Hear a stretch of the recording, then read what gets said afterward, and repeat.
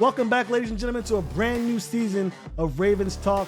I'm your host, Samuel Njoku, and we are in season 2 of Ravens Talk, as well as inching closer to the regular season between the Ravens and the Chiefs season opener.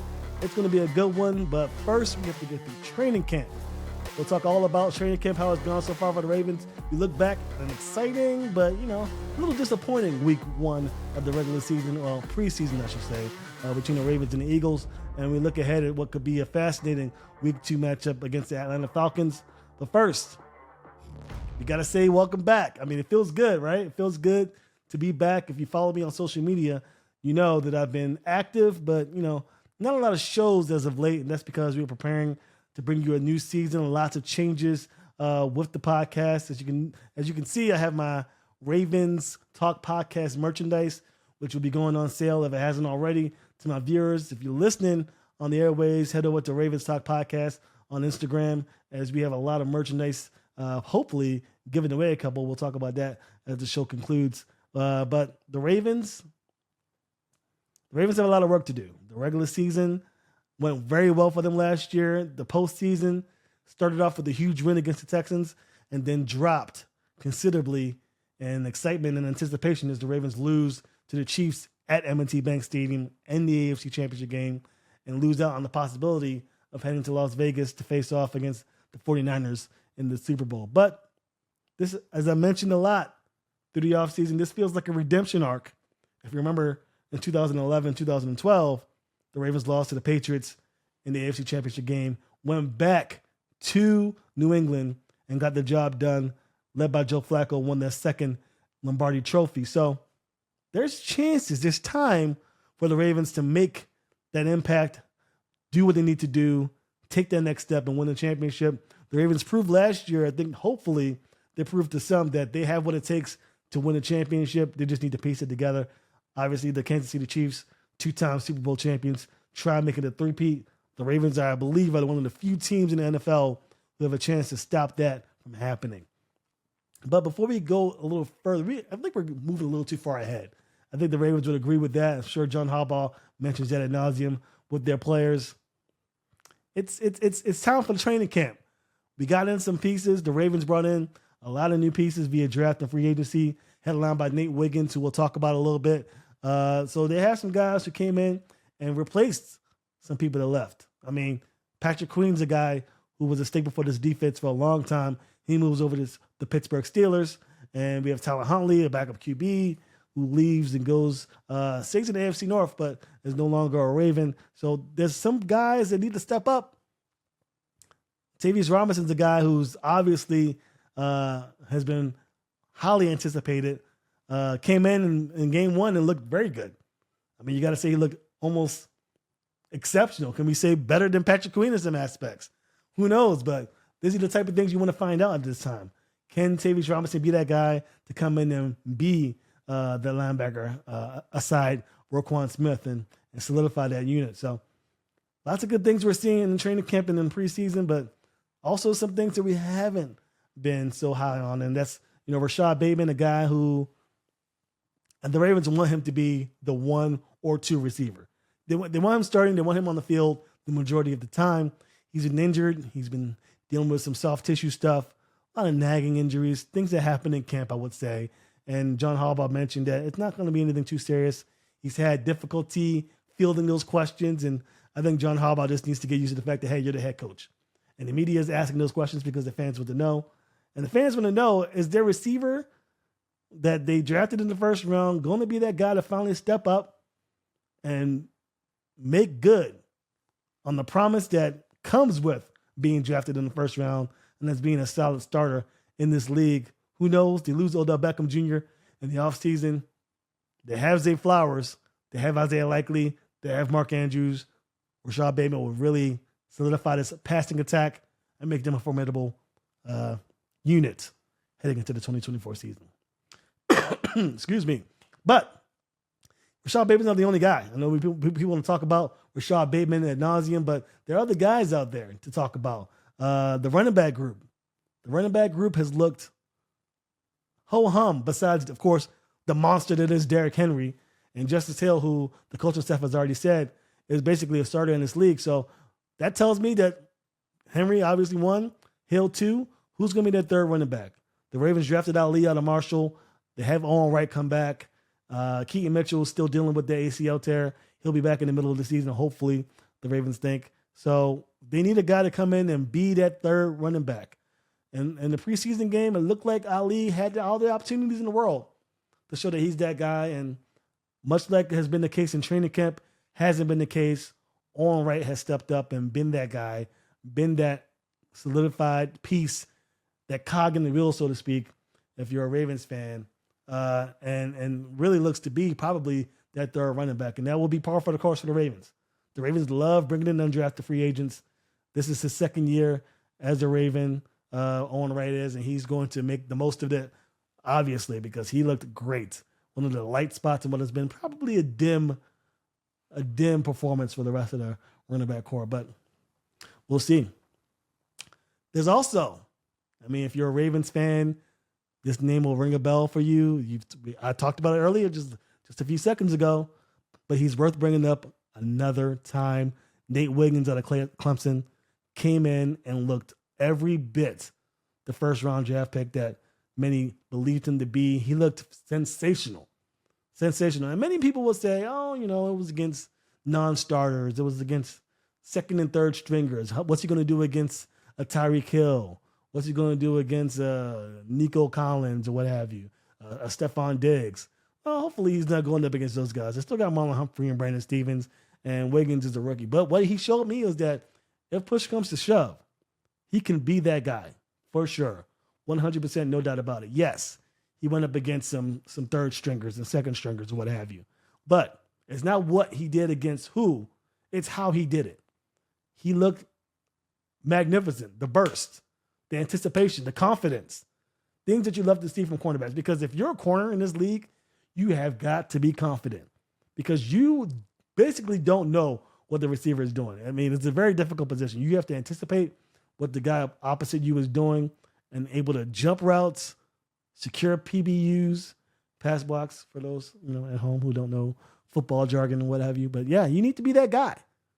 And he just showed it. I'm sorry. And I wrote a piece on ravenstalkshow.com. That's our new website that's up and running where you can find the episodes of the Ravens Talk podcast, as well as articles that I write down just to make sure that we're up to date on what's going on around the Ravens franchise and throughout the league. I wrote about embracing the hype that is Nate Wiggins. And Ravens fans, I know you want to be trepidatious, if that's the word, with Rashad Bateman not being, fully, out there, not the first round draft pick, hyped up guy you thought he'd be when he drafted him off of Minnesota. But that is not the case with Nate Wiggins. Nate Wiggins looks to be that guy. His frame is slender, so it leads to injuries. That's what we saw at the end of that first half with the Ravens and Eagles. But even if he doesn't perform to the heights that I anticipate he does this year, give him an offseason to build up his frame, have the training staff work on bulking him up without sacrificing that speed. Year 2 could be big time for Nate Wiggins. So I'm very impressed with what I saw with Nate Wiggins. Very impressed. Other guys who I really, really enjoyed. One guy in particular who we haven't really talked about outside of this show. I talk about it on the show all the time if you listen. One guy who I think is going to shut a lot of people up, open a lot of eyes, Jalen Armour Davis. He has the skill set.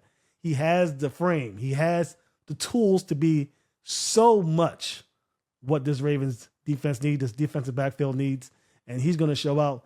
He did great in preseason action, I believe. I know Nate Wiggins was the hype among hype, and he deserves that praise, but man, I really like what I've heard from others about Jalen Armour Davis, and I like what I saw from Jalen Armour Davis in this game. I think he's going to build upon this performance, and I think he's going to be doing big things throughout this season, and the Ravens are loaded at DB. So, any number of these guys can step up, but if you had me to choose one guy who I think is going to be a monster this season, along with Marlon Humphrey and Brandon Stevens and all those other guys, Jalen Armour Davis. Third-year guy, this is going to be that year. I feel it. Jalen Armour Davis is going to be that guy who we're talking about when the season's over, a la Brandon Stevens a couple of years back. I really like what I saw from Army Davis. Arthur Maulet's dealing with some injury. Darius Washington, the guy who's shown flashes, stepped up, done great things for this team. I mean, we could talk for days. Pepe Williams. I mean, so many guys on this cornerback team, the safety unit. I mean, sheesh. For days we could talk about it. But for my money, I'm just saying, Julian Armour Davis looks to be every bit the guy we thought he'd be when we brought him onto the team. So big shout outs to those guys in training camp. They're doing their thing, making a name for themselves, and hopefully they earn a spot on this team. Let's move over to the offense a little bit, because one of the question marks for this team is the offensive line. Ronnie Stanley, a guy who's coming back from injury. Tyler Lindenbaum is a guy he's solidified. It's a bona fide stud at center. The Ravens don't have a left guard. The Ravens don't have a right guard. The Ravens don't really have a right tackle to talk about entering into the draft. So they pick up some guys, they bring guys in, some guys who are in the second or third year who were in the bench, comes out and they have a chance to solidify themselves as a starter. And we got our first glimpse in preseason action to see who can come in and possibly be one of those guys, 1 through 5 at the offensive line. And Angie Voorhees, the hype is real for him as well. I think he's pretty much earned that left guard spot. It's his to lose. So we have Ronnie Stanley, Angie Voorhees, Tyler Lindenbaum. Then we have the right guard spot that's looking a little shaky. We really don't know what to expect out of that guard position. And then we have Rosengarten, who struggled a little bit in run blocking, but definitely showed that he has the footwork and the frame and the tools to succeed as a pass blocker in this league. And I think run blocking comes with time, especially if you're a young guy coming into the league. Run blocking it's a tough thing. Some guys have it, and some guys need to ease their way in. And I think Rosengarten, I would love for him to be more of a pass blocker first and then ease his way into being that run blocker over time. I'd much rather that than the other way around, in my opinion. So Rosengarten looks like he's going to be that right tackle guy. Definitely need to get some reps in to get acclimated to being an NFL right tackle. But the only position that I think we really need to pay attention to as this season ramps up and gets to the regular season is that right guard spot. And Daniel Falele is a guy who, he doesn't look like he's built for the guard position. It just doesn't seem that way for now. Of course, he can build upon what he learned and what he didn't do so well in this game and become that guy. But for right now, it seems as though the Ravens have a difficult choice to make. Ben Cleveland's a guy who took over for Tyler Lindenbaum. He's dealing with an injury. So Tyler Lindenbaum is gone. Ben Cleveland came in at center, and he performed very well, which gives me the thinking that, hey, maybe Cleveland's not so bad, not so tough of a guy that could be put in at the starting 5 lineup for the Ravens O-line and possibly can be a guy that starts. So we'll see. We shall see what happens, but that's the fun of training camp, the fun of preseason, and definitely there seems like there's a possibility that we're looking at who knows?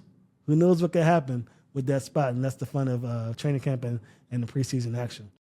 Welcome back to Ravens Talk. We have with us my boy, Kevin Oestricher from Ravens Wire, host of Locked On Ravens, and one of the co-hosts of the Ryan Rickard Show. Welcome back to the show, man. I appreciate you having me back. I know it's great to have football back actually now. I know it was a long off season getting to this point, but week 1 preseason officially in the books.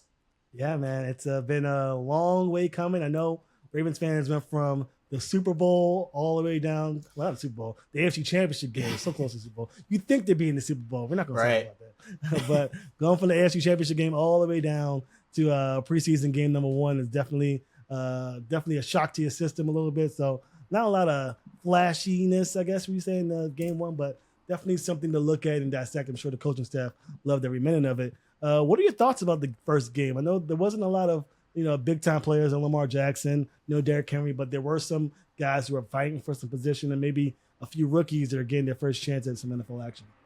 Yeah, I thought it was about what you would have wanted if you're the Ravens. You get a look at your young players, your draft picks, and this is what this team is going to be this season. It is a lot of guys competing, but specifically younger players for roles that were previously occupied by veterans. So Trenton Simpson coming in for Patrick Queen, Nate Wiggins coming in for Ronald Darby. That they have a lot of voids that they have to fill with these younger guys. And so to be able to get a look at the offensive line, the secondary, and there was some pros and cons to all of that, which I'm sure we're going to get into. But I think the crazy thing is it was a crazy ending for what a preseason game was. Yeah. Like, I know wins and losses don't matter at the end of the day, right? It didn't really matter what happened. If it was a regular season game, though, people would be going a little crazy. Yeah, I think if it was the regular season, there would have been some guys definitely on your favorite radio show just screaming their heads off. But it's just a preseason game, and though the Ravens have definitely had an accustomed culture of winning in the preseason, not so much this time. And that's okay. You got to see what they would do in that situation. Definitely some things to fine tune as the regular season approaches. Well, the preseason was, there were some guys who I like. I talked about it on your show a little bit that didn't step up, but, some guys who definitely made a name for themselves. I think one of those guys are Owen Wright. The Ravens have a knack for bringing in these guys, not drafting them. Just come on in and we'll teach you the way. And if you get it, you get it. And if you don't, you don't. This guy, Owen Wright, seems to get it. What are your thoughts on how he performed as opposed to some of the other running backs in the team? Yeah, I thought Owen Wright looked great, and all the reports out of camp, and I'm sure you've heard kind of the same thing, Sam, is that Owen Wright has been one of the bright spots at that position during training camp. I thought in this preseason game he played with burst. I mean, he was able to hit the hole extremely hard. He was hitting his spots well, even showed his chops as a receiver out of the backfield too on about, I think it was a 17-yard pass. So that's what the Ravens want here. We know that Derrick Henry is going to be the big bell cow back for them. That is clear. But before Keaton Mitchell comes back, there are opportunities for snaps. We know that the Ravens have said Justice Hill is a starting level running back, and he's going to obviously get his opportunities too. But if the Ravens do keep 3, I think that Owen Wright established himself over Rasheen Ali, who I know is your guy. I know Rasheen Ali is your guy, but I wasn't as impressed with him. The yards per carry average obviously wasn't there. He had some opportunities to get the ball in the end zone late in this game, and he could not do so. Also had that it wasn't a fumble, right? It was caused by the ground, but one of the big things out of college for him was ball security. So I think, to me, Owen Wright proved that, at least after week 1, we still have 2 weeks to go, but after week 1, Owen Wright, to me, is the favorite for that number 3 spot before Keaton Mitchell gets back. Yeah, and that's fair. Being an Ali fan, you hope that he gets it done, but it's a fair assessment to say that Wright has proved to be the better back right now, and he has an opportunity in game 2 and 3 throughout camp and practice to kind of get in those reins as being a draft pick guy to come in and possibly win that 3rd spot. But, the Ravens are going to pick the best player, regardless of draft picks. We talked about it on your show. Eric DeCosta is not afraid to get rid of draft picks selections, and I don't expect this to be any different. So Ali had that opportunity. He'll get every opportunity available to him. The Ravens would do him that favor, but it's up to him to make the most of it. And so far, I like what I see from Wright. And the best 53 are going to show up on Sundays, and hopefully Wright or Ali is one of those guys. So we'll see what happens with that. But not just running backs, quarterback. I know that's like the darling, the flashy position in the National Football League. No Lamar Jackson. I doubt we see Lamar Jackson until we are entering week 1 with Kansas City. But we got Devin Leary and we got Josh Johnson, 2 guys who are vying for that 2 spot. In my opinion, not to look too impressive. What are your thoughts on what you saw from the backup QBs this game? Yeah, it definitely left something to be desired. I think, too, when you talk about Josh Johnson, 4 for 12, I believe the stat line was, didn't really have a lot of great throws. And John Harbaugh talked after the game, said that, look, it's not all on the quarterback. Some of these situations, the wrong routes were run, or another thing happened that wasn't on the quarterback. But I think we can all be objective and say some of those throws to the flat weren't accurate. Other throws that he had, he didn't get the ball down the field either. The whole Ravens team really didn't. So backup quarterback is one. Again, it's only week 1. We're going to definitely watch what ends up happening over the next couple of weeks to see if they really do need to make a change there. But something that I always keep coming back to, and I know we talked about this, and it's a big topic, is if Lamar Jackson goes down, your season, your Super Bowl chances, I mean, how realistic is he to go win the Super Bowl without Lamar Jackson? They can still compete. Their defense is good enough, and they have other opportunities as well to have pieces around that backup quarterback be good. But let's say Lamar gets injured for a month and a half. If your backup quarterback goes 2 and 4 in those 6 games, that obviously impacts when Lamar does come back, the playoff seeding of that team, what ends up happening. So it's tough, but if Josh Johnson isn't that guy, you do have to go out there and upgrade it, because worst case scenario here, you have to use a backup quarterback for any amount of time, and it doesn't go the way you want, and that hurts your chances overall if Lamar can come back especially. Yeah, and you hope that Lamar Jackson plays all 17 games. He's healthy. He gets the job done. He rides in the playoffs and does what he needs to do to win that championship. But you got to be prepared in case it doesn't happen. And if you stay ready, you don't have to get ready. And right now, they don't seem to be ready for an opportunity in which Lamar Jackson goes down and they need a guy to step up. So hopefully, one of these two guys step up. And if they don't, then you're thinking about maybe looking outside for help. And you talked about on your show, a guy like Ryan Tannehill just piques my interest as the guy who could possibly be there to kind of supplant these two guys and really solidify this position. But, they got 2 more games to go and a lot of camp left to prove themselves. But, Larry's a rookie and Josh Johnson has been here before. So these guys are going to have to do what they need to do to be that guy. We mentioned it with the running backs. Best 53 guys are going to show up and be on this team, and they need to make sure that they are doing their best to be on that team come September.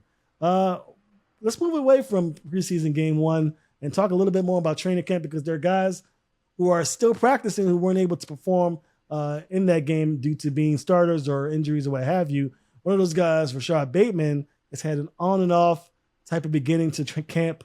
He has been injured, and when he's got on the field, he's left maybe not a little bit to be desired, but he's showing some flashes, but he really hasn't had the opportunity to string it along for a few practices due to injury. What are your thoughts about Bateman so far in this camp?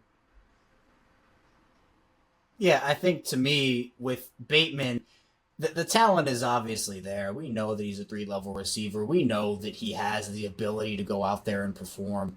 But when it comes to the health, that has always been the biggest question, where Bateman is a guy that just hasn't been able to establish any sort of real chemistry with Lamar Jackson. I mean, he has some, but I would say Zay Flowers has more to this point than Rashad Bateman does, and Zay Flowers has been in the league for 3 less seasons than Rashad Bateman has, or 2 less seasons than Rashad Bateman has. So it's just a matter of health for him, because I think that when he is at his peak, when he is healthy and on the field, he can be an impact player, and the Ravens have certainly given him all of the tools to go out there and not only win the number 2 job, which I think he already has at this point, but to go out there and not have to look over his shoulder. Where last year, I think a lot of people were wondering, well, who's actually the number 2 receiver? Is it Odell Beckham? Is it Rashad Bateman? Which guy is it actually? So there is nobody who is necessarily a threat to him right now, and I think he has everything in front of him. But we have seen him leave practice early, have to miss some time, come back, leave practice again, have to miss some time, and that's kind of the pattern that you didn't want to see heading into training camp. So hopefully he's just getting it all out of the way now. The Ravens are able to get him on a plan that works. He's able to stay healthy, because if he does, I mean, that's one of the keys that can unlock this offense. If he doesn't, the Ravens have a problem there. Not quite to the level they had in 2022 when they made Bateman the number 1, Devin Duvernay was the 2, and essentially the game was, if one of those guys goes down, your season is practically over from a wide receiver standpoint. But if Bateman goes down as your 2, that essentially means Nelson Aguilar gets promoted to your number 2 wide receiver, a situation that while Nelson Aguilar had a great bounce back year last season, I wouldn't want him as a number 2 receiver of the Ravens personally.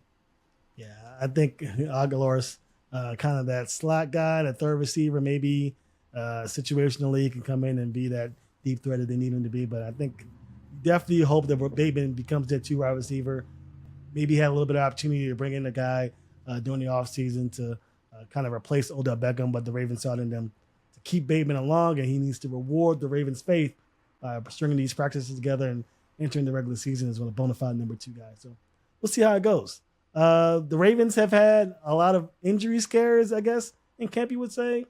Just so far, John Harbaugh has murmured down the excitement of that fact, and so far he's been correct. A lot of these guys are starting to come back. One of those guys, Kyle Hamilton, a staple in this defense, was injured earlier this week in practice, came back, and it looked like he had a great pass breakup that coaching staff has said only he can make. What are your thoughts on Kyle Hamilton? Did the injury scare you, and what do you think Kyle Hamilton can bring to the table this season?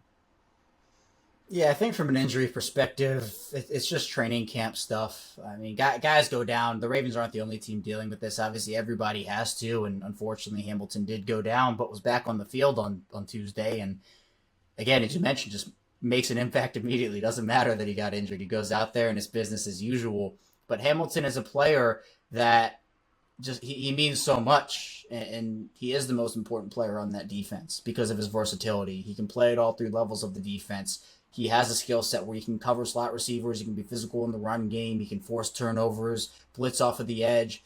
There is so much they can do with him. He is their Swiss Army knife. He is the jack of all trades of that defense. And him taking on even more of a leadership role in year 3, him knowing that, this is kind of, I would call it his and Roquan Smith's defense, but he's a guy that you go out there with him and he can adapt to the game because he has so much of a skill set where if a team is doing one thing, he can adapt and he can do that. And then if another team the next week does something different, well, there's really no drop off because he's good at almost everything that he does. So I expect Hamilton. It's kind of weird to say he can be even better because he's already so good. But I do think that this is a guy who is already in year 3 and the talent level is already there. And I expect the growth to continue to happen for him over the course of the year. Yeah, I'm a big Kyle Hamilton fan, and you're right. He's a guy who can really make some noise and really increase his level of play this season. He's a young guy. It's just maybe his 3rd year as a Ravens. So this is crazy to say for a guy entering his early stages in his career and still being so important for this defense. Is there a player or two that you saw or thinking about either via draft or free agency that's come in that you'd like to see perform and ending the last 2 or 3 games in preseason? Is there one or two guys that you're expecting to pop out or would hope to pop out as the regular season approaches? Yeah, I would definitely want to continue to see what Tavius Robinson can do. I think, again, with David Ojabo not playing in week 1, it's kind of unclear if he's going to be cleared for any preseason games. John Harbaugh obviously said the hope is that he will be, but Robinson is a player that had a much bigger role than anybody anticipated last season. Played well in those snaps. And with Jadeveon Clowney now gone, there are going to be added opportunities for some of these younger players. So for Tavius Robinson, he's someone I would love to see continue to, 1, get more run, and 2, establish that he can get more snaps as the year goes on. And then on the offensive side of the ball, I do think that Roger Rosengarten, I want to see him continue to perform. I think, again, as we have talked about, the run blocking snaps left something to be desired. The pass blocking snaps were good.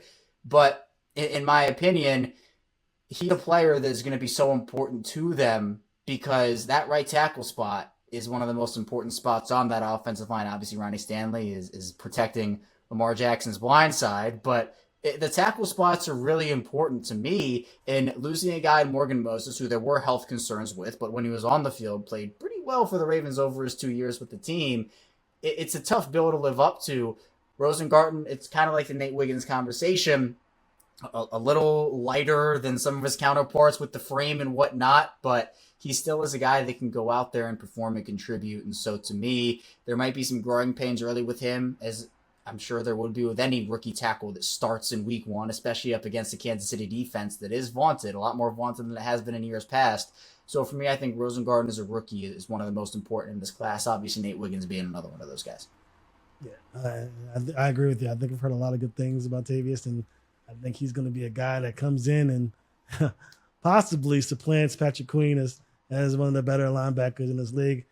I just love what I see from him, and I think that his skill set matches perfectly with Roquan. So interesting to see what that pair does this season. Well, game 2's coming up against the Atlanta Falcons. Do you have anything you're looking for or hope to see, or any predictions about the outcome of the game? Let's get a little taste of what the regular season actually mattering feels like. But let's get some predictions out there. Who cares? Yeah, I don't know. I feel like we might see a player or two that maybe we're not expecting to see. Like, you wouldn't expect a player like maybe a Ronnie Stanley to get a quarter or to get a couple of series, or who else? Maybe a Brandon Stevens to get a quarter or 2 here. Maybe not 2. 2 is probably too many. But to be able to get a couple of series in, I think that the Ravens are cautious with their guys. I wouldn't anticipate them obviously playing Lamar or Derrick Henry. It's already been made clear that those guys aren't going to be playing. But I wouldn't be shocked to see maybe a player that gets a series or 2, and you're kind of thinking, why is this guy in the game right now? Why are they not putting him on ice for the season? Because I think they do want to get guys into more of a game-level mood or performance or shape for the season. In terms of the guys who I do expect to play a lot, I think that one of the things I'm looking for is still at that wide receiver spot. Tez Walker was a guy we didn't really get to see a bunch of in week one. He's a guy that I think a lot of people really want to see. So I feel like he's going to be more involved. John Harbaugh said he was dealing with a little something and that he hopes to get him more snaps this upcoming weekend. So I think for me, on the offensive side of the ball, Tez Walker, and then defensively, Ardarius Washington has been that name that's been popping out at training camp. And with Arthur Millette going down, seeing him get more snaps and seeing if he can translate that practice into game action is a storyline I'm watching as well. Yeah, I think I would love to see Tez Walker. I almost forgot about him looking at the running backs. So I was looking for Rasheen Ali to do something, and they didn't even think about Tez Walker coming out and performing. Man, if he can get it together, that'd be another added piece to this Ravens offense that could really shape the foundation of what this team could possibly be heading into 2024. But yeah, Tez Walker, I think I might be looking out for him. That's a good call. Good call indeed. Thanks so much again for joining. I know we've had you on the show multiple times. Always a pleasure to have you on. Definitely have you again. Tell the folks at home where they can find your stuff.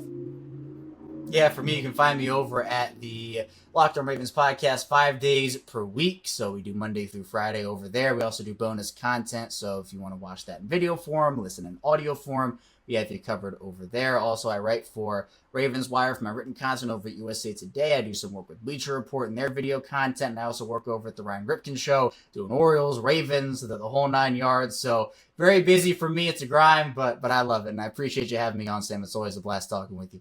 Yeah, and congratulations, 5 consecutive years of doing content on the weekday. I could not do it. Fans of the show can attest. I do not get on every day, and I do not plan on it. So shout outs to you for getting that done. That's a huge accomplishment. Nobody can really say that. So shout outs to you for sure. Man, appreciate that. Thank you. Yeah, it's been a grind, but it's been an awesome one, man. I can't wait to keep doing it. Hopefully the Ravens win a Super Bowl this year, and then I can say, hey, I covered this team for a Super Bowl year. I think that's the next accomplishment for me. Yeah, I say that because I covered the team in 2012 when they went up with Joe Flacco. So yeah, it's definitely a tip to the cap, and I didn't work nearly as hard as you're working now. So definitely will have a bigger cap to tip if the Ravens were to get it done. Thanks so much again for joining us. When we come back, we'll close out the show. We'll talk a little bit more about what the Ravens need to do to improve themselves and get ready for the regular season next on the Ravens Talk podcast. Welcome back to Ravens Talk. Again, that was my boy, Kevin Oestricher, with the Ryan Ripken Show and Locked On Ravens, talking about the Ravens, what they did in training camp and the preseason. Definitely a pleasure to have him on.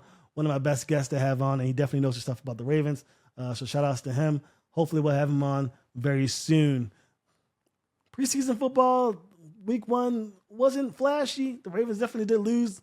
Obviously, that doesn't mean anything now that the streak is over. So wins and losses doesn't really matter, but there are definitely positions that we need to pay attention to. We mentioned it earlier. Right guard is a position that I think Ravens need to definitely pay close attention to with an influx of talent at DB. So maybe a trade incoming to get a guy in at D end or offensive line or right guard, kind of shore up these spots so these guys don't perform and get better as the season inches closer. So lots and lots to think about, but week 2 is going to have to be better for these guys. My guy, Rasheen Ali, a guy who I definitely like coming out of Marshall, will need to step up. He definitely has the speed, and you can definitely see there's definitely promise there, potential for sure. He just needs to put it together, and definitely will have another opportunity. The Ravens will give him one coming up in week 2 against the Falcons. We'll see what happens. But as I mentioned, DB is for sure. I mean, can we say any less? This is definitely the for sure spot of the team that's at its strongest. DB, the safety group, cornerbacks, I mean, they're all loaded. They're definitely, I mean, who could argue that they're at the top 5 DB room in the league for sure. In my opinion, maybe number 1 and number 2, maybe behind the Browns, but this team is definitely loaded at DB, and it may cause them to look at DN, a position where Odafe Owe, Calvin Oy have looked great, but David Ojabo, who showed flashes a little bit early this week in training camp, could possibly be that third guy to come in and rush the passer, or they could bring in a guy like Hassan Riddick, who's been having a little bit of unluckiness when it comes to contract negotiations. Also, Matthew Judon, a guy Ravens fans are familiar with the New England Patriots seeking a new contract. He could be brought in. So you have the tools, you have the draft picks, you have not so much depth as far as cap space goes, but you can definitely finagle your way around the contracts and board years and get that guy in here if you need to. But, that should be in the back of the minds of these players. I mean, Eric DeCosta's not done. Not done by a long shot. He's bringing in guys. He brought in Kelly, a running back, to come in and compete after a not so great showing with the running back group in the first preseason game. So, opportunity. There will always be opportunity to get better. And if you're a player on the fringe looking for a team to come in on, plenty of opportunity to come in and make a name for yourself. Excuse me. Whew. Still dealing with a little bit of cough. But the Ravens may be dealing with things other than coughs. They could be dealing with possibly a week 1 matchup that's favorable for the Ravens. I mean, not to look too far ahead, but a guy by the name of Hollywood Brown has dealt with an injury. His status for week 1's in doubt. And even though, he was a Raven and the Ravens played the Cardinals last year and beat them pretty handily, I'm sure Hollywood Brown would love another chance to get back at the Ravens. Doesn't seem like that's going to be the case with that injury. We'll see. That doesn't seem like it matters anyway because the Ravens DBs, as I mentioned, is top tier, and I think they'll shut him down. But I'm looking a little too far ahead. I love looking ahead to the Chiefs because I think that the Ravens definitely left a lot on the field, and I would love to see how the Ravens respond. But first, we have to get through training camp. We got to get through preseason. Ravens still have a game coming up against the Falcons. And when the Ravens do play the Falcons a few hours prior, I will be doing a live stream and giving away those Fat Head decals that I talked about on social media. I have partnered up with Fat Head to give away 2 decals, Ravens decals. So if you're a Ravens fan and you're interested in decorating yourself, getting your merch ready for the upcoming season, definitely go ahead and head over to my social media where we'll be talking about how you can get your hands on one of those decals before the season starts. Definitely giving those away prior to the Falcons game this weekend. So that's going to do it for us here at the Ravens Talk podcast. Huge shout out again to Kevin Oestricher for joining us for our first episode of the season. We will be back next week talking about Ravens football for sure as we inch closer away to the Chiefs and Ravens game. Again, ravenstalkshow.com. We are live on the website. Go ahead and check out that merch. Check out my articles. I try and post every now and then, but if you're looking for another avenue to get the show onto your ears and your eyes, definitely check out that show, that website, ravenstalkshow.com. We'll be back next week. We'll be doing it weekly up until the regular season, and then as you can see, we have a new setup here. We'll be going 2 times a week, post game and prior to the next game. Definitely get you more interviews with players, more interviews with journalists and other fans who are out there trying to really enjoy what I think was going to be a great season. As we inch closer to the regular season, we'll definitely have our predictions. But for now, just enjoy preseason, enjoy training camp, enjoy these players putting their bodies on the line to get better. So you can feel a great team for you guys to cheer on in the upcoming season. Again, this is Ravens Talk. I'm your host, Samuel Njoku, and we'll see you next week.